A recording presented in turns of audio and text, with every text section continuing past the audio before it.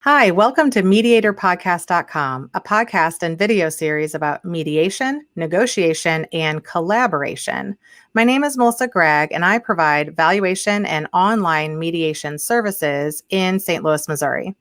During this episode, we will discuss divorce financing and the price of getting divorced with Nicole Noonan. She is a matrimonial lawyer and divorce funding expert in New York, but funds divorces throughout the U.S. She's actually been crowned the fairy godmother of divorce by the New York Post. She's also been featured in the Huffington Post Women in Business, American Banker, The Economist, Forbes Magazine, Fortune Magazine, and the New York Times. Oh my gosh, welcome. Tell us just a little bit more about you, because I gave a brief, introduction that you've been written about everywhere.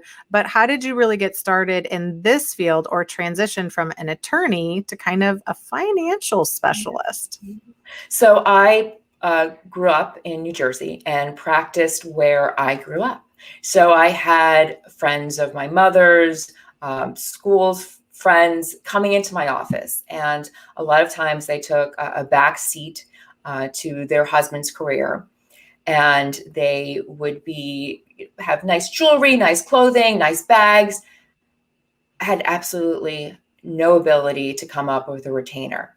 Or if they could scrounge together a retainer, they certainly weren't going to be able to pay to get to the settlement that they deserve. If it's a litigious, contentious divorce, it's going to cost a lot of money. And they had nowhere to go. And I saw time and time again where a client would be backed into taking settlement less than what they're entitled to. We as a firm would be fighting back and forth because our accounts receivables were so high. We'd either have to turn away clients or carry the cost. So I said to myself, there has to be something else out there. There has to be another option. And this was back during the housing crisis, so 2008. And I said, wow, UK and Australia, there had been this thing, divorce funding, for many, many years. In the UK, almost every matrimonial firm has used it at some point, not for every client, but certainly has it available for clients in their office. And I said, wow, why don't we have it in the US? So way back then, we started in New York and started just working with clients in New York, and we've now grown it across the country. But again, our biggest hurdle is for people to know that we're available for them. We're an option.